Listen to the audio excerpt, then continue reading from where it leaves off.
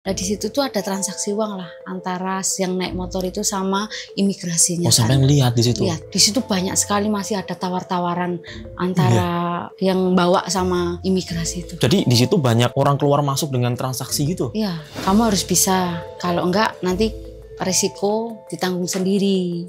Resiko tanggung sendiri? Ya, kayak temanku kemarin diborgol tangannya, terus dibuang sama dia. Oh kakak datang ke sini nggak tahu kerja apa di sini? Terus? Nggak tahu saya ini kerja apa bang di sini. Kakak ini nyuri nanti. Hah? Terus kok saya nambah anak? Kayak mana lah? Kalau orang anak saya aja digituin sama keluarga saya. Sampai mana lah saya ini bisa mau nambah anak lagi lah pak. Di sana tersiksa sampai sekarang harus menanggung resiko seumur hidup karena mengandung anak yang itu maaf dari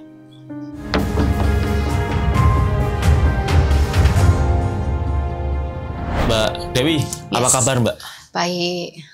Baik ya? Ya alhamdulillah baik. Setelah semua yang terjadi selama ini menimpa Mbak Dewi, saat ini udah fine-fine aja, nggak ada apa-apa? Ya, karena aku harus mengalir, harus damai dengan diri saya sendiri. Udah aman ya berarti ya? Ya. Dan udah tapi agak sedikit gemes sih. Sedikit gemes? Ya. Apa gemes-gemes apanya Mbak? Gemes kayak mana ya? Kayak kenapa nggak ada bantuan yang lebih untuk kasus saya ini gitu loh. Oh gitu? Ya, karena saya ini korban loh. Bukan yang saya cerita bohong kayak gitu loh. Saya ini korban dari datang ke sana, seperti ini sama Ibu Ani. Dan yang membuat saya emosi itu, anaknya itu bisa hidup layaknya orang-orang, samalah seperti kita, anaknya itu jadi bidan lah, jadi pegawai bank, jadi pegawai. Itu anaknya siapa? Anaknya Ibu Ani yang bawa saya ini. Oh yang bawa? Ya. Berangkat ke Kamboja itu kapan? Tahun lalu 2024, April, tanggal 20. Itu masih baru banget? Baru. Saya kan mantan TKW Singapura. Oh awalnya pernah? Kerja di luar negeri. Oh. Saya berhenti sekolah itu saya kerja terus di luar. Oh berarti awalnya di Singapura? Di Singapura. Dari pertama kali setelah sekolah itu di Singapura terus? Enggak, aku kerja di Bali terus di Singapura. Oke, di luar negerinya only di Singapura? Ya, sama Malaysia. Sama Le? Ya. Sebagai apa kalau berarti? Kalau di Singapura saya cuman yang jagain orang tua. Oke, jadi di rumah ya itu ya? Ya, pekerjaan rumah ya? Ya. Oke, itu di Singapura dan sebelum Kamboja itu Singapura, terus bisa dapat tawaran Kamboja itu dari mana? Dari sosial media.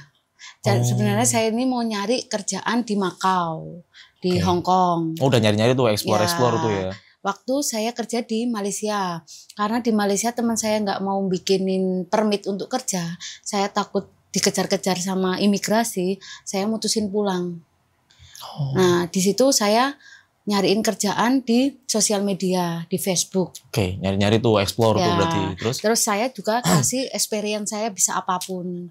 Kayak saya dulu di Singapura itu sekolah. Oh. Sekolah perawat. Bukannya mahal ya Mbak kalau sekolah di Singapura? Enggak sebenarnya. Enggak sih, cuman kayak hari Minggu, hari libur kita gitu loh. Oh. Tak pakai sekolah kan. Terus saya ada ijazah juga. Nah kalau mungkin di Taiwan kan lebih mahal. Di Hong Kong juga mahal kan karena ada ijazah itu. Makanya saya pakai itu untuk jaga orang tua. Oke. Nah saya kasih tahu pekerjaan saya, aku bisa masak, bisa jaga orang tua. Kasih tahu tuh? Itu kita bikin iklan di Facebook gitu loh. Oh, jadi di Facebook apply, ya. Ngechat orang-orang. Enggak kayak di grup Facebook itu loh. Facebook. Sampean bikin iklan di grup Facebook. Ya. Ini saya keahliannya ini gitu, nyebar CV ya, kayak nyebar CV gitu ya. Terus kemampuan nyebar keahlian gitu. Ada 2 sebenarnya yang nawarin saya itu. Yang satu saya nggak sreg kayak orang Cina, tapi nggak dia tuh kok aneh gitu. Anehnya apa tuh? Anehnya tuh suruh ke Thailand, terus habis Thailand itu disuruh kayak ke perjalanan jauh terus nyabrang laut. Nah itu aku nggak mau. Intinya apa? Dia ngasih tahu nggak inti kerjaannya itu apa di situ? Nggak, cuman dia staff. Nah, ya. Ini kamu bakal kerja jadi staff ya, gitu? Staff kantor gitu. Staff kantor, oke. Yang penting kamu bisa bahasa Inggris. Nanti kalau nggak bisa tak ajarin. Nah, di mana? Ya kan? Kan sampai tanya di mana? Tapi dia bilangnya di Thailand. Di Thailand. Ya. Ini orang Cina asli atau orang Indonesia? kayak orang Cina. Tapi Asli? ya orang Cina asli, tapi itu ada orang Indonesia di sana untuk memastikan saya itu loh. Oke. Langsung lanjut ceritanya. Terus habis itu ketemulah sama Ibu Nur Hasanah. Ada namanya Ibu Nur Hasanah. Nur Hasanah. Oke. Gimana Nah, tuh? Ibu Nur Hasanah ini dia itu mantan TKW Makau, Hong Kong sama Thailand. Dia itu kenal kan kita di Facebook itu. Dia inbox, setelah inbox tuh dia minta nomor WA. Tak kasihlah nomor WA. Di dalam WA itu kita itu sering cecetan. 1 bulan tuh instan kita setiap hari tanyain kabar, lagi ngapain, Dia video nanya-nanya call. Iya. Terus dia cerita anak saya tuh ninggalin anak saya itu udah dari kecil. Kan kita tuh sama-sama pejuang tuh loh. Pejuang luar negeri ya, diaspora ya. Ya pejuang kan. Aku terketuk lah, ibu ini kan baik banget. Itu belum sempat kepikir kalau dia tuh bakalan bohongin saya. Nah, setelah itu Ibu Ani chat, telepon, terus dia tetap nawarin pekerjaannya di Makau. Di Makau? Ya, Makau di Hong Kong. Nah, setelah 1 minggu mau berangkat di tanggal 20 April itu, dia beda lagi. Dia udah beda. Mbak, yuk ikut aku aja, rasah ning Makau. Kita kan orang Jawa nih, dia orang Trenggalek. Sama-sama orang Jawa kan. Orang Jawa ya. Nah, ngomong kita, Mbak, rasa ning Trenggalek, rasa ning Makau, ning malu aku ning Thailand. Kerja apa, Bu? Aku kan di restoran ning Makau, ning Thailand. Oh gitu. Ning Thailand aku di restoran, kok gue ngewangi aku wae lah. Bayarin ini piye, Bu? Prosesnya kayak mana? Tak tanyain. Oh, disuruh bantuin di restorannya beliau. Restorannya dia itu. Okay. Dia itu nawarin nanti visanya itu diurus di tempat. Nanti kita kayak pelancong itu loh. Masuknya itu kayak pelancong. Berarti tanpa visa? Kalau di Thailand nggak visa ya, Pak? Oh iya, tanpa visa. Ya. Oke, berarti kan. Tapi kalau yang kerja itu ada visa kan harusnya? Iya, tapi kita nanti katanya visanya itu, visa kerjanya itu diurus di negara Thailand. Di Thailand. Begitu sampai. Itu nggak curiga. Terus gajinya 12 juta. 12 juta? Ya, dia bilang, oke, deal. Akhirnya dibeliin tiket lah. Tiket, karena paspor saya udah punya kan. Tiket dibeliin. Oh, dibeliin tiketnya? Ya, tiketnya dibeliin anaknya. Yang ngurus semua itu anaknya. Sampai nggak keluar duit ya? Enggak, malah saya dapat uang saku 1 juta. Niat banget ya. Nah, modal mereka. Terus gimana? Iya, modal, Pak. Karena nanti kita di Kamboja itu kita dijual 30 juta per orang. Oh my God. Oke, tahan dulu, lanjutkan silakan. Terus habis itu kita berangkat dari Jogja ke Malaysia. Jogja Malai langsung? Iya, ke Jogja Malai. Itu saya belum dibeliin tiket ke Kamboja. Oke. Nah, tiket itu dibeliin setelah saya sampai ke Malaysia. Nah, setelah Malaysia itu dikirimilah tiket saya ke Ho Chi Minh. Ho Chi Minh itu apa? Vietnam.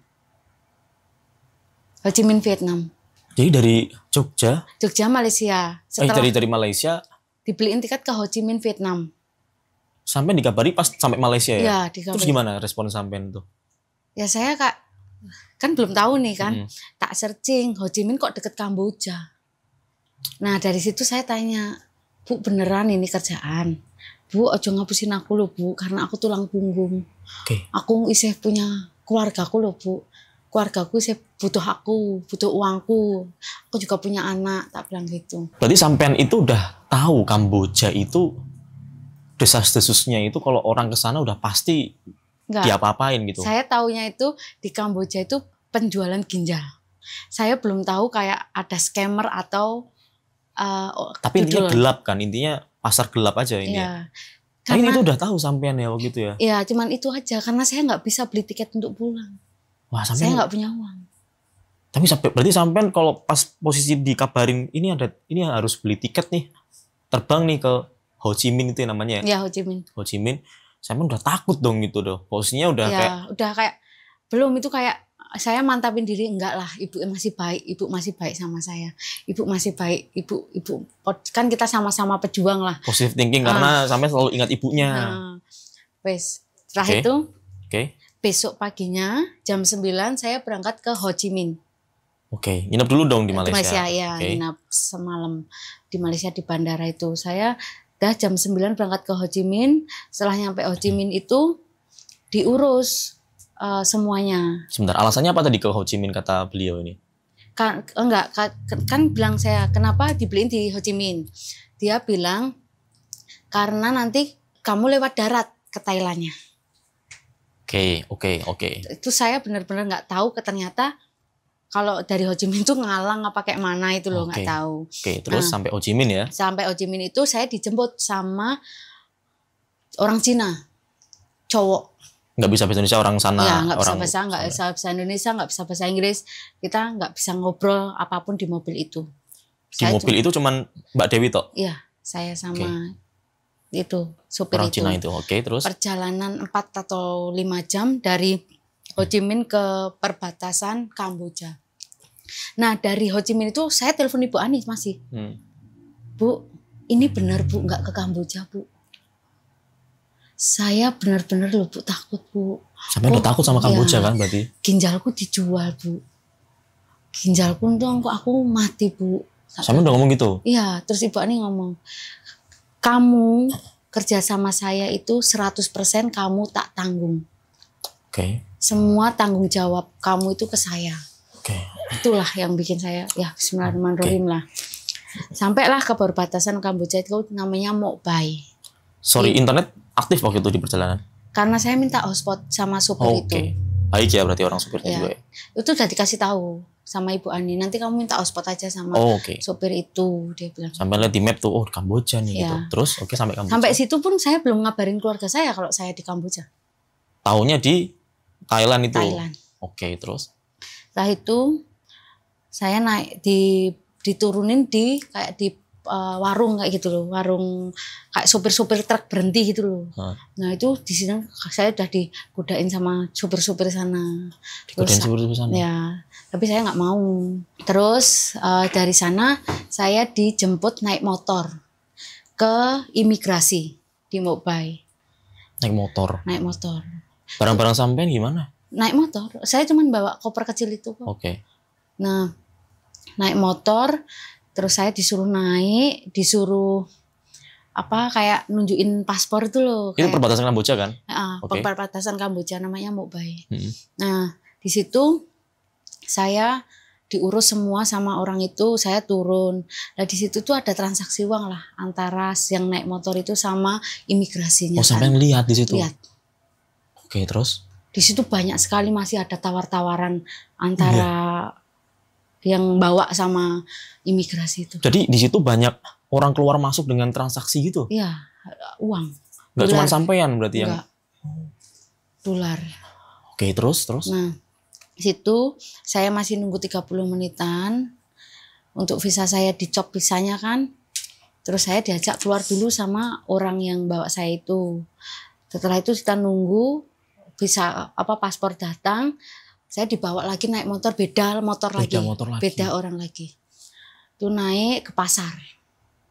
Habis ke pasar, nggak tahu ngomong apalah kan bahasanya bahasa Khmer ya. Khmer itu bahasa Kamboja ya? Kamboja. Itu mereka ngobrol-ngobrol kasih uang. Di situ sering kok transaksi uang itu. Pindah-pindah. Terus saya dijemput lagi naik motor itu. Kebawa ke benar-benar kayak kedai minuman gitu. Saya disuruh duduk, dikasih minuman, disuruh minum. Datanglah bos saya, orang Tiongkok. Asli Cina Tiongkok, naik mobil. Bagus mobilnya Pajero. Enggak, kayak Alphard Lexus. Mobil di sana itu kayak Alphard Lexus. Orang mobil-mobil yang Mercy itu diparkir di parkiran pinggir jalan loh. Itu memang mencerminkan orang-orang sukses menjual orang ya. Ya kan? Iya. Terus? Habis itu saya sampai sendiri tuh di dalam mobil tuh? Iya, sama Cina itu. Saya dibawa ke apartemen. Kalau di sana apartemen ya, tapi kalau di sini mungkin kayak rumah susun. Ya. Nah, dibawa di sana, disitulah saya ketemu Ibu Ani yang jual saya itu. Dia sebagai translator. Ketemu Bu Ani? Iya, di dalam itu. Dia di sana. Oke. Terus gimana respon ketemu sampean? Saya cuma nanya, Bu, kerja apa sih Bu saya ini? Kok sampai kayak gini? Tenang loh Bu, bener loh Bu, saya ini tulang punggung. Bentar, ini apartemen yang nggak ada penjagaan apa kok? Pak, kalau penjagaan memang ketat di sana. Di apartemen itu, yang apartemen ini gimana? Iya, ketat. Karena scammer itu nggak boleh bebas pergi. Berarti sampai masuk apartemen itu ada penjagaan security Iya. yang bersenjata gitu? Kalau senjata kurang tahu ya, nggak senjata apa bentuk yang. penjagaannya itu? Ya banyak orang di situ, kayak kita nggak bisa bebas keluar masuk. Oh, kayak keamanan mereka Iya. pada jaga sekeliling gitu ya? Ya kayak kita memang di penjara. Itu pas masuk apartemen sampai nggak bingung itu kenapa kok banyak yang jaga gitu? Sampai ngeliat itu kan sebelum masuk kan? Iya, itu kayak apa ya, nama portal nama kita. Iya. Ya, Nah, itu kita- lewatin portal dulu Iya, berarti. lewatin portal itu. Terus masuk kayak Itu kalau pagar. kita nggak punya eksis kartu itu kita nggak boleh keluar. Sampai berarti udah mulai curiga dong pas masuk portal itu kayak udah masuk penjara kan? Iya. Masuk kurungan mereka kan? Iya, tapi kan kita nggak bisa, pokoknya intinya kita nggak bisa pergi lah. Oke. Berarti sampai udah masuk portal. Tapi di situ apartemen. saya nggak tahu kalau saya itu bakalan kerja seperti itu. Oke. Ini Di si- lanjut aja dulu, sorry. Setahu saya sih masih kerja restoran. Otak saya ini masih restoran, dah Oke. nggak ngerti yang kayak scammer ataupun apalah judul itu. Oke. Setelah itu ketemu Ibu Ani, dibawalah saya ke kamar. Saya disuruh istirahat 2 jam. Nanti saya dikenalin di atas apa kerjaan saya, apa maksudnya apa job dress saya nanti. Nah, tidur di kamar Bu Ani itu, Ibu Ani pergi, saya geledah semuanya. Panik sampean ya? Enggak, aku geledah, tak temuin paspornya dia, KTP-nya dia. Iya, atau kondisi sampean geledah itu kondisinya juga dibarengi panik kan? Iya, iya. Makanya sampean geledah itu kan? Saya takut pokoknya. Saya cuman bilang gini sama saudara saya, kalau saya mati, orang ini tolong dicari. Oke. Saya cuman itu tok. Saya pesan sama keluarga saya, kalau saya mati, tolong orang ini dicari. Di situ saya ketemu paspor dia, KTP-nya dia, sama fotonya dia. Ketemu tuh di situ. Ketemu. Oke. Tak kirimin ke keluarga saya. Internet masih on. di situ. Itu masih on. Terus sampean sempat foto. Sempat foto, tapi habis itu chat saya hapus karena HP saya nggak dikasih. Oke. Itu Oke. HP-nya waktu di kantor, di semua chat Ibu Ani itu dihapus. Oke. semua. Terus lanjutannya gimana habis digeledah itu? Setelah itu saya naik ke atas. Saya tidur, terus disuruh mandi. Terus saya naik ke atas. Saya ditanya, kamu bisa kok sama Bu Ani, kamu pinter, kamu cepet nyantel nanti wes aman. Nah, di situ dibuka pintu itu toh, 45 orang di dalam itu, semua dengan 2 komputer. Dibuka pintu apa tuh? Pintu kantor. Oh Kan, ini. Sret. Banyak sekali orang-orang itu. Aku cuma bilang gini, Bu, aku kerja apa Bu? Aku nggak mudeng komputer Bu. Oke, terus? Terus udah kok diajarin. Setelah itu saya duduk disuruh tapping. Nah setelah pekerjaan selesai sekitar jam 12 malam itu baru saya dipanggil Ibu Ani. Nah di situ saya dibilangin kamu harus bisa tapping sekitar 40 kecepatan tapping komputer. 40 Tapping tuh belajar ngetik. 40 kecepatan tuh gimana maksudnya tuh? Kayak tappingnya harus ngetiknya kudu cepet. Karena kita belajar kecepatan untuk ngetik. Oke. Nanti kamu bakalan dikasih skrip. Pelajari skrip itu, tanya sama teman-teman kamu yang ada di kanan kiri kamu. Oke. Setelah 2 minggu, Satu orang 2 komputer tuh. ya 2 komputer. Terus? Diginiin sama Bu Ani. Kamu harus bisa, kalau enggak nanti risiko ditanggung sendiri. Harus kau tanggung sendiri. Ya. Buset. Nah, belajar komputer semua, tate-tate semua itu 2 minggu, saya minta pulang sama Bu Ani. Karena itu nggak sesuai dengan perjanjian kita kan, karena terus pekerjaan juga yang saya tidak inginkan kan, seperti itu. Saya juga tanya sama samping saya, Bang, kita ini kerja apa sih Bang sebenarnya? Orang Indo. Orang Indo, kebanyakan orang Medan. Orang Medan. Ya. Terus? Oh, Kakak datang ke sini nggak tahu kerja apa di sini. Terus? Nggak tahu saya ini kerja apa bang di sini. Kakak ini nyuri nanti. Hah? Nyuri kayak mana bang? Di komputer. Aku bilang gitu. Iya, nanti kakak ini sebagai pencuri. Nanti kita ngerayu member. Hah? Ngerayu member bang. Masa bang? Iya, nanti kamu ngerayu member kak. Yang penting kakak cepet aja ngetiknya. Intinya cepet ya, disuruh cepet-cepet tuh. Iya. Kenapa suruh cepet kayak gitu? Karena Pak, saya ngerjain member itu 30 menit. Dia kena saya 82 juta. Sampai 30 menit bisa ngasih 82 juta? Iya.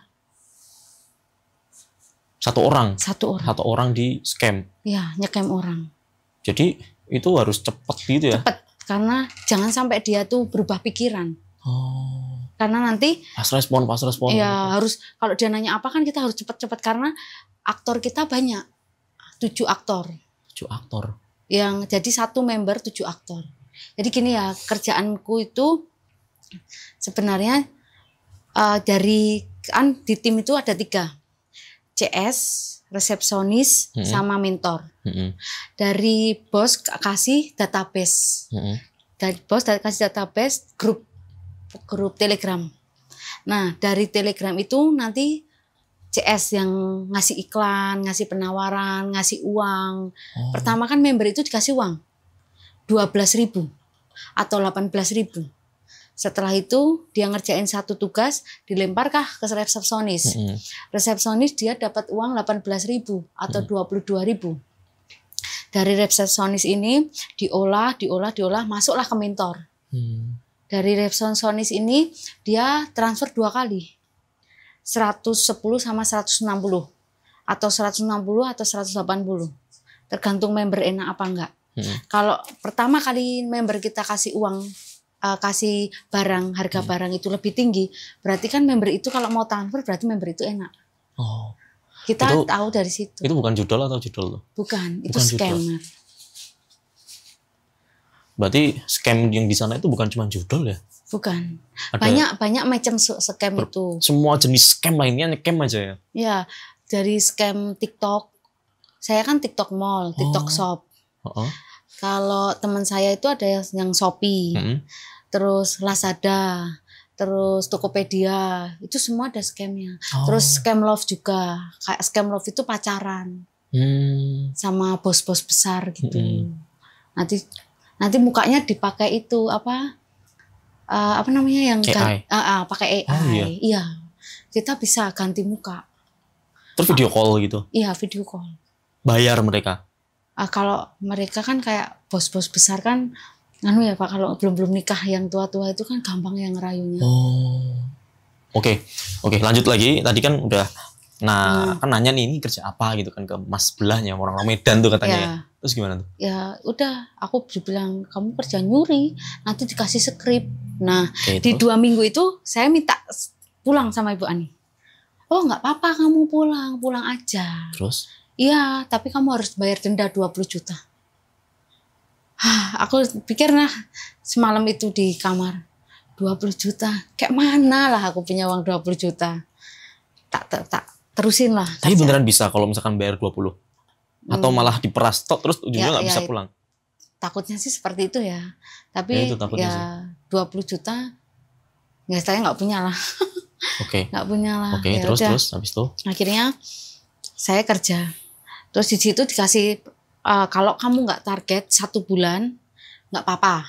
2 bulan kamu nggak dapat gaji. Targetnya berapa? 300 juta per bulan. Buset. 300 juta per bulan. Tapi gampang nggak menurut Mbak Dewi? Enggak. Saya nggak pernah dapat 30 juta. Susah ya ini ya? Nyecam juga ya? Susah. Karena tergantung member kan Pak. Enak apa enggak. Tapi ya kalau dapat member enak bisa kita satu member 150 juta bisa. Oke, lanjut tadi. Maaf. Setelah itu kalau 2 bulan itu nggak ya kita dijual. Oh iya. Iya. Itu Mbak Yuni yang ngomong begitu. Bu Ani. Mbak Dewi tahu nggak Bu Ani ini ngapain di situ sebenarnya? Dia jadi Bu Ani itu pas udah di titik 2 minggu itu translator. Tahu. Ngapain dia? Dia itu pakai translator. Terserah itu dia juga penjual kayak kita, penjual orang nih. Banyak orang-orang yang dijual dia dan akhirnya menjerit. Karena setelah dijual waktu datang tuh mereka ke kamar dulu. Di kamar itu aku bilang, ya Allah, Mbak, kamu nanti bakalan kayak aku. Mbak, kalau kamu target ya kamu bakalan dapat uang. Kalau nggak kamu target, kamu dapat resiko. Kalau misalkan 300 juta dapatnya berapa? Target gaji. Gajinya nanti $600. 600 ya? $600 9 juta. Dengan 10 juta. tambahan gajinya nanti $100. Terus nanti dapat bonusnya $150. Berarti dapat duit tapi maaf, ada siksaan nggak? Sempat ada siksaan nggak? Saya sempat dipukul. Kalau misalkan seandainya dapat gaji, seandainya enggak. aman hidupnya? Aman. Kalau nggak dapat aja. Dan Bapak tahu kalau itu belum kepotong denda loh. Kita itu kerja itu nggak tahu gajinya berapa. Jadi cuman kamu gaji $600. Nanti pipis itu ke toilet, ke kamar mandi itu lebih dari 7 kali, kita bayar 150.000. Kok bisa kayak gitu? Iya, karena kita nggak boleh lama-lama. Supaya kerja terus? Iya. Tidurnya berapa lama? Ya dari jam 9 sampai jam 12 malam. Tidur sampai jam 9 sampai jam 12? 9 malam sampai jam 12? Ya enggak, kita masuk jam 9 pagi. Pulang nanti jam 12 malam. Itu berapa jam itu? 15 jam. 15. Buset. Itu lagi Pak. Itu setiap hari begitu? Kita merem kayak gini ya. Di komputer kita denda $50. 750.000. Itu potong gaji loh. Berarti benar-benar dipres, diforsir supaya kerjanya itu ini benar-benar tangan, mata kerja ya. Iya. Nggak ada jeda. Nggak ada. Istirahat? Ya nggak ada istirahat Pak. Orang tidur gini aja kita ketahuan komputer 750.000. Oh itu sistem yang ini? Iya sistem komputer. Kalau kita ke kamar pengawas. mandi gitu, nanti kan check in sama kembali ke kursi pakai komputer. Oh pakai sistem semuanya? Iya sistem. Berarti itu sistem yang ngitung? Iya kita makan pun dihitung. Apanya tuh? Makannya. Gimana tuh? Nanti kan kita dapat makan. Makannya itu kayak sayur katak, sayur babi. Katak? Iya katak. Oke, terus? Katak digoreng itu loh. Sama yang darah itu loh, yang darah ayam itu loh. Itu dibikin bubur sama dia. Darah? Iya, darah ayam apa namanya? Saren ya? Emang orang? Saren. Iya. Oh emang ada makanannya? Ada saren. Oh, tapi aman ya itu ya? Ya enggak. Oh haram. Oke, terus? Nah itu sama babi. Sama burung. Oke. Saya nggak pernah makan. Waktu awal memang saya makan itu. Karena saya nggak punya uang. Setelah saya dapat gaji saya nggak pernah beli makan itu. Mendingan makan telur rebus sama nasi. Gitu ya? Iya. Karena nggak kolu ya makan kayak gitu ya? Ya waktu awal kolu Pak. Oh. Kayak mana lah, nggak punya uang. Mau gimana lagi? Ya. Oke, sorry Mbak. Tadi lanjutannya yang di bulan keberapa yang nggak target itu ya? Oh saya tuh. Oh minta pulang tadi. Itu kan minta 2 minggu pulang kan. Minta pulang. Dia minta 20 juta. Terus? Terus saya sama sebelah grup saya itu sama kan ya, sama dijual sama dia juga sama, dia harus bayar. Tapi dia 40 juta malah. Kenapa tuh? Karena dia apapun Ibu Ani yang ngurus. Oh, lebih banyak kos di awal ya. Ya. Terus lanjutannya gimana? Ya udah. Saya tetap jalani, Pak. Jalani. Itu udah jalan berapa lama itu? Itu terus Pak, kan dari 2 minggu. Terus saya 1 bulan itu nggak apa-apa, nggak target. Oke. Company kasih saya nggak target nggak apa-apa. Ini kayak percobaan gitu loh. Nah, nanti kalau kamu di kayak setengah itu kamu oke, kamu nggak tak jual. Berarti resikonya kalau nggak target itu dijual ya? Dijual, kalau nggak dipukul. Oke. Terus jalan setelah itu? Setelah itu ya itu. Terus ada leader saya ngomong, kalau kamu mau target kamu muasin saya. Leader? Iya. Orang mana itu? Orang Medan. Orang Medan? Iya. Kok bisa kayak gitu dia? Maksudnya? Ya karena di Di sana kan jarang Pak, wanita-wanita. Cewek-cewek itu jarang. Oh. Yang di scam ya. Heeh. Mungkin satu kantor itu kalau nggak 2 ya 1. Kayak gitu. Kalau di kantor ruangannya Mbak saya. Dewi berapa? Cuman saya sama Ibu Ani. Di selang saya 4 bulan baru datang cewek 1. Berarti dari 40 itu cuman 1-2 Ya gitu kayak aja. gitu. Leadernya orang Medan. Ya udahlah. Saya mau. Mau nggak mau ya. Ya karena tak pikir kalau nggak nyawa saya yang hilang, ya udahlah. Mikirnya sampai udah resikonya banyak yang lebih besar ya. Ya. Maksudnya sampai nyawa kan. Ya. Kalau misalkan emang ada pembangkangan segala macam gitu ya. Teman saya nyuri pun disetrum. Nyuri apa tuh? Nyuri uang perusahaan. Strumnya pakai strum apa Mbak? Nggak tahu ya Pak, kayak panjang gitu. Itulah, setiap kita dipanggil ke kantor ada masalah sama bos, di meja bos itu udah ada setrum, peso sama pistol. Buset. Itu semua senjata ini ya, matikan semua itu. Iya. Maaf, kalau di sana itu bos-bos itu tuh dia emang legal gitu ya, memiliki hal kayak gitu ya, dia punya Kalau kayak itu gitu masalah itu nggak tahu yang, tapi setiap kita dipanggil ke kantor itu memang itu udah ada di meja. Setrum itu ada di meja. Oke, itu yang kalau di setrum itu langsung sebadan gitu setrumnya. Kalau itu rasanya gimana? Pernah Mbak di setrum sampai? Enggak, kalau kita salah, kita akan dipanggil ke ruangan. Nah, di situ lah kita cuma tahu ceritanya mereka. Nggak tahu mereka diapain kayak apa, nggak tahu. Cuma ceritanya mereka yang kesakitan. Oke. Karena di sebelah kantor, di sebelah tempat saya tidur itu ruang gelap mereka. Oh. Yang dikurung di kamar mandi. Oh, berarti sampai setiap tidur itu sampai pasti. Ya kalau ada yang salah, kita lihat, kita dengar. Suka kayak gitu ya? Iya. Sering-sering begitu ya berarti? Iya. Kayak temanku nyuri uang 9 juta.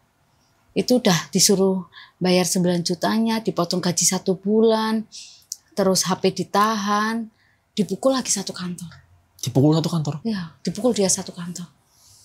Oh, sadis banget ya orang-orang sana. Iya. Oke, berarti tadi Mbak Dewi memilih untuk jalan yang leader mau itu ya? Iya. Yaitu, maaf ini harus ya, tidur dia. sama itu leader itu ya? Iya. Itu leadernya ini terus berarti? Iya, kita tidur 1 kamar. Berapa lama Mbak? Dari yang daya 2 bulan sampai ke 5 bulanan. Saya ke 5 bulan. 1 kamar terus tiap malam. Tiap malam berarti udah pindah dari yang sebelumnya ke situ ya? Iya. 1 orang itu? Ya, 1 orang. Orang Medan itu ya? Sebenarnya saya cuma 2 sama Cina itu, saya dijual Ibu Ani kan. Ibu Ani dapat uang $1.000. Saya nggak mau. Terus uang saya diambil Ibu Ani, terus leader itu bayar Ibu Ani $500. Ini leader yang mana lagi? Yang itu, yang tidur sama saya itu bayar Ibu Ani. Oh. Jadi uangnya dia diambil Ibu Ani $500 buat tidur sama saya. Oh. Sekarang gini Pak, kalau aku nggak kayak gitu ya habis sudah nyawa saya ada. Terus habis itu saya lapor KBRI. Caranya? Pakai hotline. Karena HP kan disita kalau pagi sampai jam 9, sampai dari jam 9 sampai jam 12 malam itu HP ditaruh. Setelah itu HP dikasih. Setelah kita pulang kerja. Kalau dikasih tuh masih bisa dong Mbak kontak-kontakan ke luar gitu? Iya, bisa. Tapi kan kita resiko Pak. Nanti kalau HP dikumpulin dicek, kalau sampai dia tahu, kita habis. Sehabis apa Mbak? Kalau ketahuan nih? Kontak KBRI kayak temanku kemarin diborgol tangannya. Terus dibuang sama dia. Hah? Diborgol? Iya. Dibuang? Dibuang ke perusahaan lain, dijual. Gak ketemu 2 orang. Dibuang tuh maksudnya dikasih ke perusahaan lain. Oh, dibuang perusahaan lain? Sampai kayak gitu. Makanya kita benar-benar hati-hati. Setiap saya chat sama KBRI, langsung tak blok KBRI. Biarin dia gak balas, yang penting dia tahu aku. Oke, terus yang lain-lain? Setelah itu sama KBRI suruh ngisi kayak form kayak gitu. Saya isi, terus itu masih kayak deg-degan sekali karena KBRI lama yang jemputnya itu 3 minggu baru saya diproses jemput. Kalau ini kita ada mundur lagi ya, Mbak Dewi, kalau dari penyiksaan itu selain disuruh nurut leader itu ya, tidur sama leadernya, itu pernah dapat kekerasan? Iya, saya dipukul sama leaderku. Sama leader? Sama karena orang apa itu aku sudah dipukul. Sering dipukul karena? Karena kalau saya nggak kayak mana ya Pak, kayak aku ngobrol sama orang lain kayak gitu, kayak saya chat sama orang lain gitu, saya dipukulin sama dia. Chat sama orang lain itu maksudnya cowok lain gitu? Iya, kayak kita nanya gitu loh, nggak boleh. Berarti udah dia nganggap ini sampean sama dia aja gitu Iya. ya? Tuh saya dipukul sampai saya infus. Dipukul pakai apa Mbak? Pukul pakai tangan. Pakai tangan, dipukul pakai botol. Tuh. Selain itu ada yang lebih kejam lagi nggak? Enggak, cuma dipukul aja. Cuma dipukul ya? Sampai biru-biru. Sampai biru-biru. Ini informasi dari yang beredar ya. Katanya Mbak Dewi sampai hamil. Hamil itu kayak... Kejadiannya gimana Mbak? Saya ini kan tahu ya Pak. Saya tahu udah hamil. Oke. Nah di situ tuh saya... Maaf dari leader. Iya, hamil itu saya kasih tahu dia karena saya telat, dia bilang gitu. Yang leader Medan itu. Ya. Terus gimana waktu itu Mbak? Karena saya lapor KBRI kan, jadi saya dijemput. Akhirnya saya dikekam diambil KBRI itu. Kapan diambil KBRI? Tanggal 11 November. Berarti setelah 2024. Berapa lama di Kamboja? Setelah berapa lama kerja itu? 5 bulan. 5 bulan. 5 bulan itu. Itu 3 bulan saya minta pulang sama Ibu Ani, saya disuruh bayar 30 juta. Pas udah 3 bulan di situ? Iya. Disuruh bayar 30 juta. Terus saya punya uang 15 juta mau tak kasih. Tapi dia minta 30. Ya udah. Terus uang saya 12 juta diambil sama dia. 12 juta dari uang yang saya kumpulin dari gaji-gaji itu Pak. Karena saya mau tidur sama leader kan saya dapat bonus terus Pak. Oh dapat bonus. Iya. Oh jadi dari semenjak sama leader itu kan saya dibantu terus Pak. Dibantu terus dan gaji aman terus? Paling enggak ya 4 juta, 5 juta bawa lah Pak. Ada terus ya intinya tiap bulan terpenuhi ya gaji ya? Kalau gaji 4 juta, 4,5 itu kan tak pakai makan. Ya kan? Terus tak kumpulin untuk saya bisa pulang itu. Terus si Mbak Ani bisa ngambil duit itu caranya gimana Pak? Dia bilang mana uangmu mau tak transfer, dia bilang gitu. Untuk? Mau tak transfer ke keluargamu. Terus dari gaji itu diambil lah sama dia. Aku bilang nggak punya uang. Terus habis itu dia bilang sama bos. Udah aku kayak di situ tuh uang udah nggak ada artinya Pak. Ya. Nggak uang lah nomor 1. Nggak. Yang penting aku bisa pulang, nyawaku masih nyantol di badanku tuh kayak alhamdulillah lah Pak. Sekarang gini aja Pak, yang kita pikir jernih ya. Itu tahu scammer pencurian. Saya telepon KBRI. Pihak KBRI meneruskan chat ke kepolisian setempat. Saya itu dijemput loh Pak sama jenderal. Ada bintangnya di sini loh. Sampai dijemput sama jenderal dari utusan KBRI. Masuklah di kantor saya. Kalau memang itu nggak ada kerjasama, ya gerbek semua Pak. Kenapa yang diambil itu cuma yang laporan aja. Sampai tuh yang waktu dijemput sama teman saya. Proses penjemputannya berarti ada jenderal, ada pengamanan, ada polisi. Ada orang 6 atau 7 kok Pak yang bawa saya itu. Pengamanan itu ya.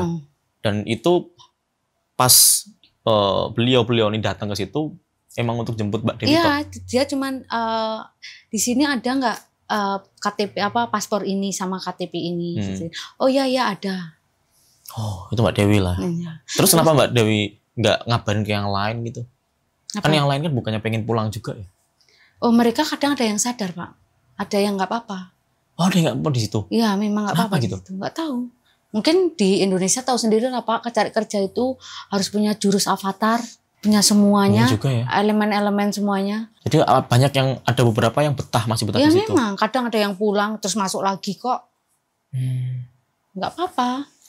Tapi ada nggak yang Mbak Dewi denger itu ya di situ penyiksaan dari temen? Oh ada Pak. Yang menurut Mbak Dewi itu kayaknya ini udah sadis banget sih gitu. Iya, dan gini aja lah Pak, jangankan dari orang lah. Saya kan cerita riwayat saya untuk dari datang ke Kamboja, cerita apapun sama KBRI. Dan KBRI cuman bilang gini, kamu bisa dibilang TPPO kalau kamu dapat surat dari dari kepolisian Kamboja. Oh, berarti ini saya nanti tunggu dijemput sama KBR sama kepolisian Kamboja, lalu saya cerita. Ya. Saya cerita nih Pak, apa yang saya ceritain ke KBRI sama apa yang saya ceritain di kepolisian. Setelah itu kepolisian nggak ngasih saya apa-apa, nggak ngasih saya berkas, saya ini TPPO. TPPO itu apa? Perdagangan manusia. Kan? Oh, tapi kalau bisa ngasih berkas itu TPPO bisa ditindak atau gimana? Ya, mungkin Ibu Ani bisa ditindak. Oh. Itu pun besoknya Ibu Ani datang loh ke kepolisian. Nggak diapa-apain. Nggak diapa-apain? Nggak ada diapa-apain. Oh. Dan Bapak tahu waktu kepolisian itu jemput saya cuma bilang gini, tolong ambilin uang saya di Ibu Ani itu. Karena saya tahu proses KBRI itu saya harus dipenjara 1 bulan, saya makan sendiri dan saya tiket pesawat sendiri. Oh, pernah di penjara juga? Iya, saya di penjara 1 bulan. Di mana? Di Kamboja. Oh, untuk proses deportasi itu. Oh, di penjara dari pemerintahan Kamboja? Iya, saya di penjara dulu.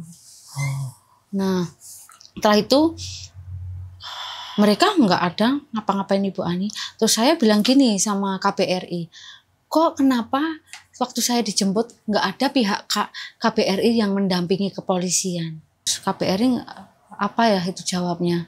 Dia bilang karena itu semua itu proses itu karena kita nurut otoritas kepolisian Kamboja. Itu bukan kewenangan kita.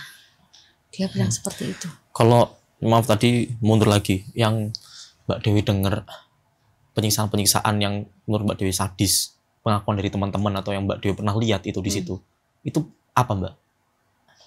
Pemukulan. Pukul lah. Ya strum itu Pak. Pemukulan strum gitu. Ya kalau di strum itu di sana udah wajar loh Pak. Udah kayak. Ya udah kalau salah resiko yang umum ya gitu ya, risiko wajar ya. Di setrum. Ada yang lebih parah lagi? Ada sih, ada yang kayak mereka kayak dibuang kayak dari lantai 3 dilempar. Itu di mana Mbak? Itu katanya sih dia tuh depresi karena nggak dapat target itu loh Pak. Kayak mau pulang kan harus bayar denda.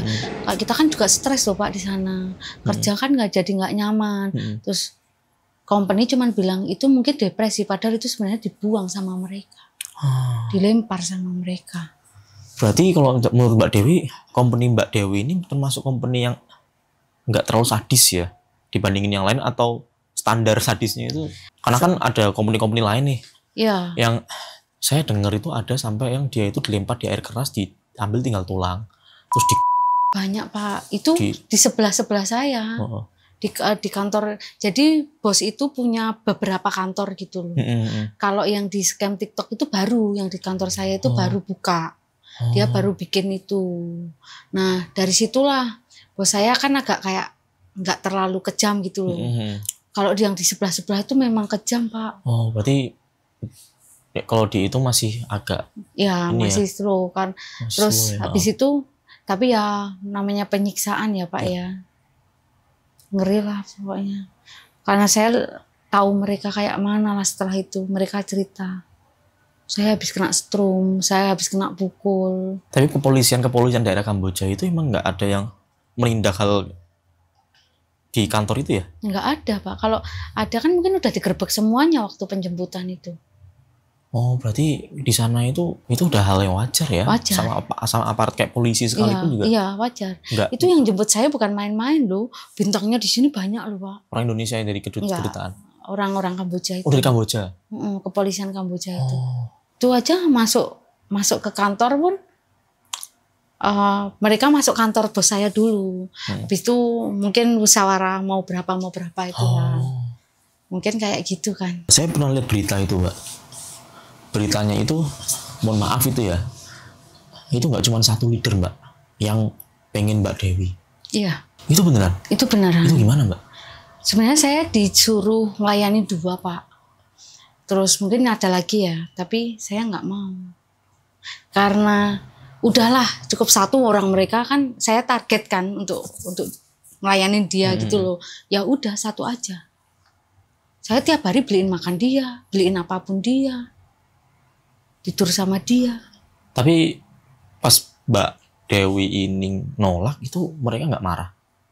Nggak pengen nyiksa gitu? Ya itu Pak, karena saya aja ngobrol sama orang lain pun dipukul. Kalau saya nolak kayak mana lah, mati saya nanti di sana. Nggak, kan ada leader lain yang pengen kan waktu itu? Kan 2 orang katanya. Ya, untuk karena yang 1 saya benar-benar nggak mau, saya bilang sama dia, dan dia udah bayar Ibu Ani, itu udah kena $1.000. Terus dia nggak marah nggak yang orang lain itu yang pengen? Itu biarin sama Bu Ani. Oh, berarti nggak marah, mungkin uangnya nyiksa dikembalikan, Mbak Dewi. enggak. Karena saya udah sama dia bakalan aman Pak, saya tahu. Sama yang Medan Ya, ini. itu. Berarti Medan ini nge-backup bener-bener ya. Tapi syaratnya itu ya. Ya. Dan sekarang berapa bulan bayinya? Udah 3 minggu. 3 minggu. Itu saya cari coveran sendiri, apapun saya sendiri loh. Saya cari bantuan sendiri. Karena saya minta bantuan sama orang-orang itu kayak disepelein loh. Saya lapor sama dinas perempuan yang ada di Jakarta. Saya cerita pun dia nggak begitu respon sama saya. Saya waktu di penjara pun chat sama menteri-menteri pun nggak diurus. Sampai sama BP3 sama dinas apa itu namanya Kementerian Tenaga Kerja itu nggak direspon. Sempat mencet-chat juga, nge-DM di mana? Di Instagram? Karena gini Pak, saya nggak punya uang untuk beli tiket pesawat. Oh, itu nge-DM pas di sana? Ya, di Kamboja. Terus saya telepon Miss Yuni juga. Jadi dari Miss Yuni gimana responnya? Miss Yuni bilang taat berapa gitu tiket pesawatnya itu. Terus saya kan nggak minta bantuan 1 orang 2 orang ya Pak. Saya chat semuanya untuk bantuan saya beli tiket pesawat. Karena semakin saya nggak bisa beli tiket pesawat, semakin saya lama di imigrasi itu. Di penjara ya? Di penjara. Saya tadi kayaknya Mbak Dewi ini ya ngasih tahu suasana di penjara. Boleh lihat nggak Mbak? Ini kita tidur di sini sama orang-orang Bangladesh. Tuh. Terus ganti bajunya di mana? Gimana ini? Ada di kamar mandi Pak. Coba lihat. Kayak gini. Ini kamar mandinya Pak di sini.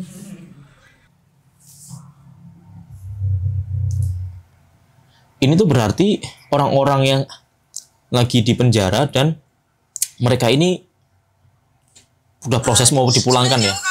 Iya. Gitu ya. Terus disitulah Ibu Ani itu sempat datang ke penjara loh. Ngapain? Karena dia harus panggilan kepolisian. Terus? Sama bos Tiongkok saya itu. Terus sampai gimana tuh responnya tuh Pak? Nggak ketemu. Nggak bisa? Nggak ketemu Ibu Ani. Kan saya di penjara. Dia di depan tuh loh kayak di kantornya. Ya kepolisian pun nggak bisa apa-apa. Padahal udah tak ceritain Ibu Ani kayak mana. Percuma. Ibu Ani dagangannya kuat Pak. Saya juga kayaknya bahaya nih kok nyebut Bu Ani di sini nih. Takut saya diancam. Ini nanti nggak tahu ya. Nah, kita agak sensor aja mungkin, nggak tahu ya nanti. Iya. Ya mungkin tanya sama Miss Yuni atau. Oh ya, saya tanya Miss Yuni. Bang Ivan. Karena takutnya, Bang Ivan TikToknya semua Bu Ani. Oh iya. Iya. Oh berarti nggak apa-apa kalau udah dipublish. Oh udah dipublish semua. Ya berarti nggak apa-apa. Ini nggak usah sensor ya. Kan Bu Ani DPO. Udah DPO sekarang. Udah. Tapi KBRI yang di sana bagaimana? Ya nggak apa-apa lah. Sekarang kan meloloskan atau Ibu Ani itu nggak di Kamboja. Ibu Ani pindah ke Myanmar. Sekarang posisi Ibu Ani ada di Myanmar. Berarti orang ini tuh kayaknya emang spesialis ngejual orang ya? Iya. Dan Bapak tahu dia itu di Poipet itu kasus pencurian 450 juta. Dia main sama leader. Nyuri duitnya siapa? Perusahaan. Dia nggak takut tuh. Perusahaan mana tuh? Perusahaan scammer. Buset. Dan dia kabur ke perbatasan Vietnam. Dari Poipet perbatasan Thailand, dia kabur ke perbatasan Vietnam. Orang yang salah gak ngapa-ngapain aja disikat gitu ya. Apalagi yang ngerugiin 450 juta. Itu kalau kena mungkin udah dihabisin bener-bener ya sama mereka ya. Dia kabur. Tapi kenapa bisa keluar masuk bebas banget? Emang dia itu emang kastanya beda ya? Gini Pak, dia udah tahu celahnya. Karena saya setelah 4 bulan itu saya benar-benar tahu dia mainnya, cara main dia. Dia itu main sama imigrasi. Imigrasi namanya Kamboja. Enggak, imigrasi Indonesia. Karena dari 30 orang itu dia bisa masukin ke bandara, namanya dia harus bayar VIP lain. Sama waktu itu VIP juga tuh bukan? Enggak, karena saya dari Malaysia kan tinggal masuk aja Pak. Ada kejadian-kejadian lain yang mau diceritain pasti Kamboja? Kayak teman-teman saya pun para wanita harus ngelayanin orang-orang yang bejat-bejat itu untuk para wanitanya ya. Mungkin mereka sadar atau enggak, tapi ya janganlah, yuk. Tapi mereka akhirnya pulang nggak? Ya tergantung mereka. Kalau mereka melapor KBRI sih sebenarnya bisa mereka pulang. Tapi ada juga yang mau udah disuruh begitu tapi masih di sana gitu ya? Kalau orang Medan itu ibunya yang malah nyuruh mereka berangkat ke Kamboja. Mungkin ya kadang ibunya yang nyuruh mereka untuk kerja scammer tuh tahu. Tapi kan mereka mikir selalu kan orang Indonesia itu lah nggak mungkin. Tapi kalau udah kejadian deng baru emang harus rasain dulu ya kadang ya. Kayak gitu ya. Saya pun nggak berpikir kok saya ini bakalan ke Kamboja dan dapat kayak gitu, bener-bener kayak gitu. Enggak. Bahkan dibawa juga sampai dibawa kan ini bayinya juga ada di sini ya. Iya. Saya juga tadi udah lihat juga. Ya. Saya tuh cuman kayak gini Pak. Di saat saya benar-benar jatuh kemarin tuh di waktu pulang Desember tanggal 15 saya pulang. Terus? Maaf ya, ada keputihan lendir aja keluar. Nah di situ saya bener stres, saya nggak tahu, saya sholat, saya minta sama Tuhan, kayak mana lah ini, kalau memang aku harus mati, ayolah aku mati berdua sama anakku ini, bilang gitu. Setelah itu saya besoknya chat ini Pak, chat sama BP3MI di Jogja, ada nggak ya kayak pendamping psikolog tapi yang gratis karena saya nggak punya uang. Nah, dihubungilah sama RDU, Balai Perempuan dan Anak itu. Itu sampai posisi di mana itu? Di sini, di Indonesia. Kembali ke orang tua? Iya, saya pulang ke rumah. Dan orang tua saya tuh sebenarnya tahu kan, saya udah di Kamboja itu tahu terakhir saya pulang itu. Dia tahu, terus dia bilang ya udah, yang udah ya udah, yang penting kamu bisa pulang. Sebenarnya dia ngomong kayak gitu, tapi kok nggak adil banget loh, kayak Ibu Ani ini udah bohongin aku dan bohongin orang-orang banyak, kok kenapa aku nggak bisa bersuara kayak gitu. Banyak orang TPPO ini nggak mau ngomong karena hukum negara kita itu sangat rendah. Setelah kita ngomong ya udah 1 hari 2 hari direspon, habis itu ya sudah lah, itu loh angin, udah kayak gitu. Tindakannya belum ada tindakan konkret. Ya, sampai saya pun kasus hukum saya ini nggak tahu kemana arahnya. Saya tuh dapat informasi kalau maaf ya kalau salah gitu. Mbak Dewi untuk tinggal dengan orang tua tuh nggak bisa nerima gitu informasinya. Iya. Oh gitu. Iya, kalau untuk anak ini nggak ya Pak ya, nggak bisa. Sampai nggak diterima. Dan ibu saya itu sebenarnya penjudi berat. Anak saya tuh? Yang di mana? Yang kayak orang-orang yang kayak main kartu gitu. Main kartu, judinya main kartu. Adik saya juga penjudi berat. Nah, itu uang dari saya semua. Dari saya kerja di Bali, tuh sampai rumah udah tak bikinin. Mana? Tisu. Terus habis itu dari rumah itu udah tak bikinin Pak. Dari semuanya udah tak cukupin Pak. Sampai saya itu 1 bulan kirim 4 juta. Anak saya dipukulin Pak. Sama keluarga saya. Dihajar. Karena sini luka-luka Pak. Anak saya yang 3 tahun. Nggak tak bawa. Nah, itu ya itulah Pak. Dari situ aku kayak kok kayak gini banget tuh. Terus kok saya nambah anak, kayak mana lah kalau orang anak saya aja digituin sama keluarga saya, kok sampai mana lah saya ini bisa mau nambah anak lagi lah Pak. Bu, saya benar-benar nggak punya uang. Saya pergi lah. Waktu ngandung itu saya pergi bersih-bersih rumah Pak. Saya kerja bersih-bersih rumah. Itu cuma saya nggak dibayar loh Pak. Cuma dapat makan aja. Sudah di sini tuh. Oh, tapi sama tempat tinggal aja. Nggak apa-apa. Yang penting anakku bisa jajan. 1 hari 5.000 nggak apa-apa. Kok kasihan banget ya. Maksudnya sok kejam bener yang di sini juga. Ya udah Pak. Karena saya Di Jogja. sponsor pertama mereka Pak. Mereka itu kalau saya udah gajian, mereka minta uang, mereka pergi loh Pak, tanpa ngurus anak saya. Siapa? Orang tua saya. Orang tua saya itu tabungan saya 60 juta pun habis Pak. Dipakai judi sama dia. Terus kayak mana lah Pak? Kalau mereka tahu, gini loh, mereka tahu aku hamil. Terus mau ngapain? Ya kan? Cuman bisa nyalahin kan Pak. Sekarang saya gini kok. Anak ini nggak salah. Ambilin Pak. Nggak ambil di bawah lagi. Nggak apa-apa. Anak saya nggak salah loh. Saya sebenarnya juga nggak mau. Terus Miss Yuni bilang, anakmu itu nggak mau lahir dari rahimmu kalau dia bisa milih. Yang bayi itu. Ya aku tahu kok aku. Sekarang aku ginilah Pak. Nggak tahu, yang penting saya bisa makan dulu di Bali. Jadi sekarang Mbak Yuni ini kan di yayasan ya, ditampung di yayasan, di panti ya. Tercukupin di sana. Ya di sana dikasih makan. Alhamdulillah ya. Ya itu Pak, saya udah nggak kayak uang itu nggak nomor 1 lah Pak. Yang penting anak-anakku mau ngapain, aku punya banyak uang tapi anak-anakku terlantar kayak gitu. Maaf kalau anaknya 3 tahun di mana sekarang Mbak? Di panti. Oh. Nggak tak ajak soalnya Ya, dia di kayak panti ya. orangnya Yang rumah. diajak ke sini cuman bayinya Ya, aja. bayi itu karena Saya Miss lihat Yuni. barusan. Bapak tahu, Sehat ya saya tuh nggak pernah cek kandungan. Tes pack aja saya takut. Akhirnya saya ke balai perempuan itu, yang bukan yang di Sidoarum, yang di Jalan Tentara itu, udah tes pack belum. Dia ngasih aku tes pack, terus dia ngajak aku ke Sarjito untuk kontrol itu. Dan aku cuma nanya gini, bayiku sehat, kayak gitu ya. Bayiku nggak apa-apa.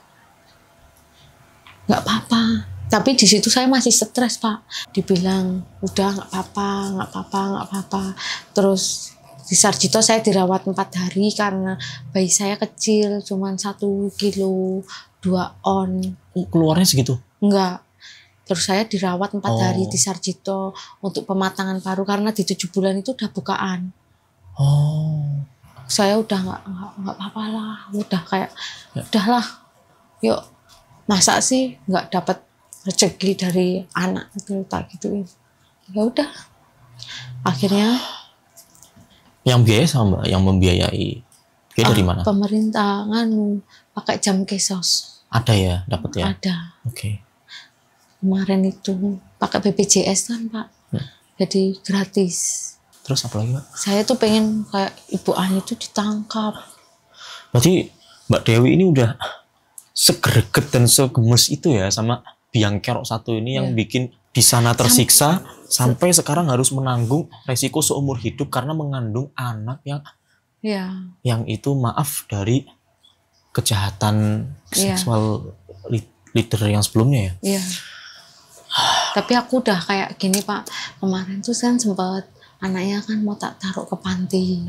Setelah lahir itu aku lihat dia nggak kurang satu apapun. Gak kekurangan satu pun. Enggak. Sehat walafiat ya. Iya.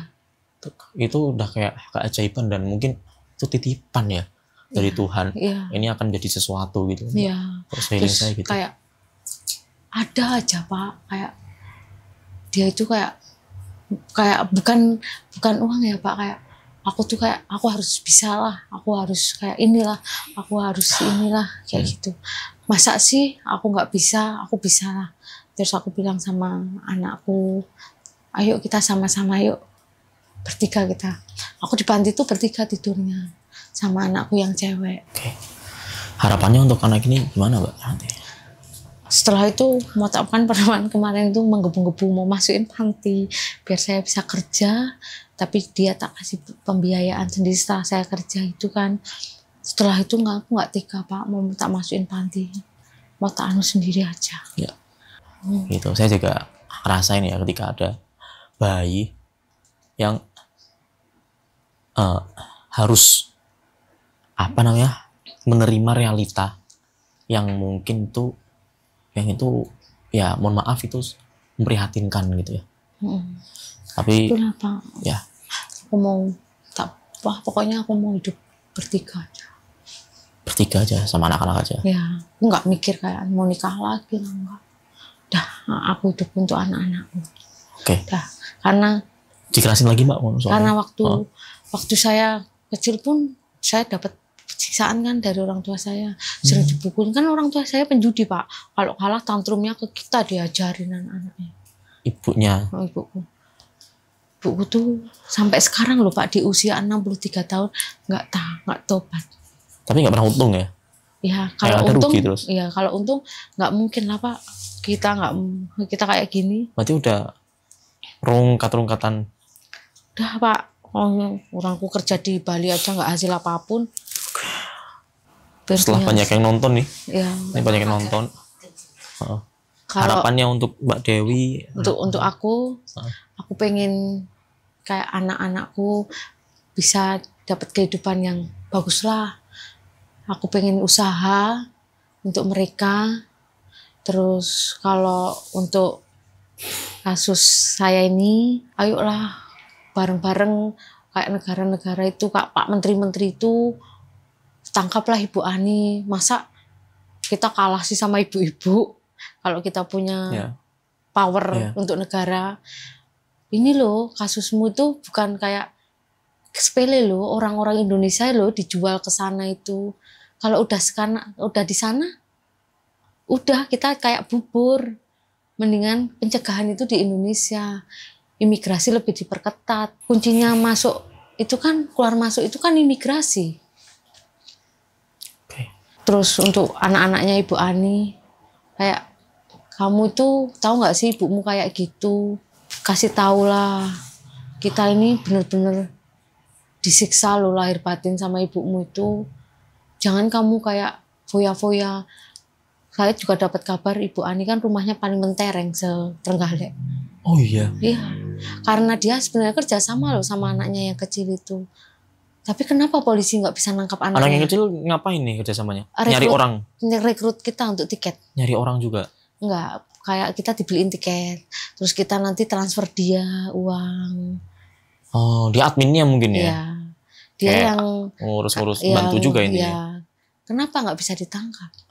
Kalau memang polisi mau bikin kalau negara mau bikin efek jerah, ya anaknya Ibu Ani dulu yang diproses. Tapi udah DPO dia? Ibu Aninya, anaknya kan belum. Udah DPO ya? Iya. Oke. Harapan saya pribadi, setelah saya tahu kisah setahun lalu, awal mula ke Kamboja sampai sekarang harus nanggung beban seumur hidup yang tidak diinginkan. Bukan beban yang mohon maaf, tapi lebih ke ada insiden yang menimbulkan harus dititipkan seorang anak dari insiden tersebut ya. Iya. Harapan saya banyak sekali yang nonton sehingga kasus ini bisa dibantu up ya sesuai dengan harapan-harapan tadi. Iya. Dan itu semoga bisa banyak orang yang teredukasi dengan kisah ini untuk tidak tergiur di negara-negara terutama yang udah kita juluki, satu dunia udah sepakat loh Mbak dengan julukan neraka dunia. Itu di mana? Di Kamboja, Myanmar dan Laos Pak. Laos ya? Laos, Myanmar. Iming-iming apapun ya intinya ya. Iya. Mau diiming-iming nanti kamu disiapkan rumah, udah ditransfer sekalipun jangan. Kalau misalkan sudah ditransfer sekalipun nggak apa-apa, tapi diambil aja. Oh bukan, maksudnya jangan tergiur walaupun udah ditransfer, udah dibeliin tiket sekalipun gitu ya. Intinya orang-orang pasti nggak percaya, tapi ketika sudah merasakan itu pasti akan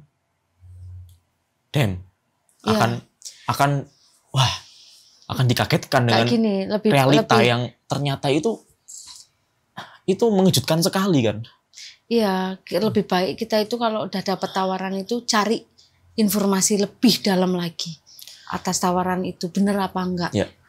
Dan yang perlu digarisbawahi, tawaran seperti apapun, kalau udah negara itu lebih baik dihindari, betul? Ya, tapi kebanyakan Pak, kalau untuk tawaran itu jarang mereka menyebutkan negara tersebut. Oh, ini lebih bahaya lagi nih. Ya, lebih baik kalau mau kerja di luar negeri itu kita datang ke BP3MI. Apa itu? Kayak tenaga kerja resmi. Oh, oke. Di situ kita bisa nanya ini resmi atau enggak. Ini, agensinya? Iya, enggak ke agensi sih Pak. Dia kantornya. Bukan, maksudnya lembaga resmi agensinya? Lebih lembaga pemerintahan yang punya. Iya, maksudnya nyara untuk supaya lewat lembaga pemerintahan ya, gitu. Itu lebih kita, walaupun kita potong gaji, tapi itu lebih aman. Kita lebih dapat kayak kayak fasilitas kita itu benar-benar ada di sana. Kayak kita kenapa-napa di negara tersebut, kita bisa dapat haknya kita. Oke. Dan harapan saya lagi ya Mbak, semoga dengan adanya orang-orang menonton kisah Mbak Dewi ini, makin banyak orang yang perhatian, attention, memberikan atensi atau perhatian ke Mbak Dewi, supaya ada uluran tangan yang bisa membantu untuk dari down nih ke kehidupan yang ya, Pak, yang normal lagi gitu ya. Makasih. Semoga harapan saya sih seperti itu, harapan saya gitu ya. Makasih loh Mbak Dewi sudah berkenan datang dan mau cerita. Iya. Gak apa-apa Pak, terima kasih. Terima kasih banyak. Mereka penipu, mereka sudah bisa menipu orang lain termasuk menipu saya. Termasuk juga salah satu konten kreator yang sekarang anggota Komisi 9. Jadi saya cuma dikasih tahu, Miss Yuni nggak akan bisa nyentuh yang atas. Karena yang atas itu sangat terlindungi. Saya cuma mikir, atas itu mana? Jadi dia jual ginjalnya, dia jual. Dengan sadar. Karena dia udah pakai infus, ngetik aja nggak bisa. Kok yo dibawa ke Kamboja itu lahirannya saya. Kok lolos di imigrasi itu loh. Sangat ngeri ya Mas ya. Karena orang-orang yang setelah pulang dari Kamboja, paham nggak sih mentalnya? Ya.